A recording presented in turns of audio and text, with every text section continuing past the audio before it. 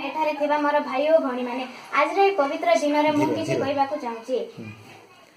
गुरु ब्रह्मा गुरु विष्णु गुरुदेव महेश्वर गुरु साक्षात परम ब्रह्मा तस्मै श्री गुरुवे नमः।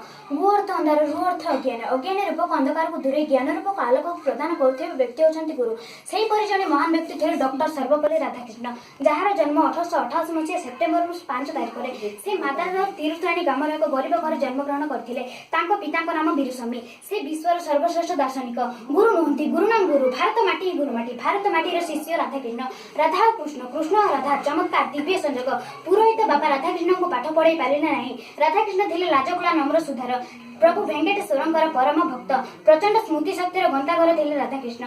से केवल हिंदू धर्म नहीं ख्रीष्ट धर्म मानक मध्य भल पाउथिले। तुलसी दुई पतर बासिला परि पिला बेले तांको प्रतिभा जणा पडुथिला। आराध्य पाणितेरे तांको से थिले पिला बेले तांको प्रतिभा जणा पडिथिला।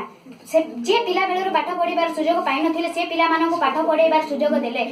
राधाकृष्ण थिले शिशु परि सरल किंतु वज्र परि कठोर दर्शन शास्त्र परि जटिल विषय को से एते सरल भाव में बुझाई पारुथिले जे तांको क्लास बेले पाख क्लास पिला माने सुनिबाकू उठी आसुथिले। चुमक लोहा को टाणे गुणिया सुना को टाणे राधाकृष्ण कथा कम कहउथिले काम अधिक करथिले। मनुष्य मानक देवता परि भल पाउथिले। छात्र छात्री मानक सहित आत्मीय परि मिसुथिले। प्राचीन समय छात्र छात्री माने गुरुकुल आश्रम को दे शिक्षा लाभ करथिले। सेति मध्ये एकलव्य अभिमन्यु और कर्ण परि छात्र माने अमर होई रहिसंती। गुरु द्रोणाचार्य को एकलव्य गुरु दक्षिणा स्वरूप निजर वृद्धांगुटी को काटी प्रदान करथिले। अभिमन्यु गुरु को बिना अनुमति रे किछि न खाई भोकिला रही गोटे वृक्षर पत्र खाई अंध हो जाइथिले एवं शेष रे गुरु को नाम उच्चारण करी निज चक्षु फेरी फाइथिले। उपमन्यु गुरु को वचन पालन करबाकू जाई पानी को अटकाई निज जीवन दीथिले। ओ कर्ण गुरु को निद्रा भंग न करबाकू जाई गोटे विषाक्त बिछार पीड़ा सह करथिले। राधाकृष्ण सब धर्म प्रति स्नेह सब जाति प्रति सम्मान करुथिले। सत्य धर्म शांतिर प्रचारक थिले राधाकृष्ण। तांको चेष्टा रे एई संपर्क मधुर हो गला। विश्व वृक्षर अमृत झरिला। राधाकृष्ण थिले भारतर उपराष्ट्रपति तापर राष्ट्रपति। 1975 मसीहा एप्रिल मास 16 तारिख दिन तांकर जीवन दीप लिभि गला। चारि दिग शून्य हो गला। सबुआडे सकर छाया खेलै गला। हे सेई महान गुरु का पाद पद्म रे मु मोर भक्तिपूर्ण श्रद्धांजलि ज्ञापन करूची। हे गुरु स्वर्ग रे थाई हमको आशीर्वाद करंतु।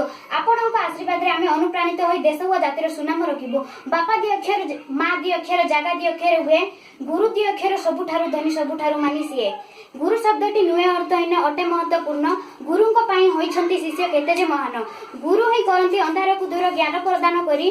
गुरु महेश्वर गुरु ब्रह्मा गुरु होउछंती हरि। एति कहि मु मोर वक्तव्य विशेष करछि। जय हिंद। तो ना कोन सर ना सरिता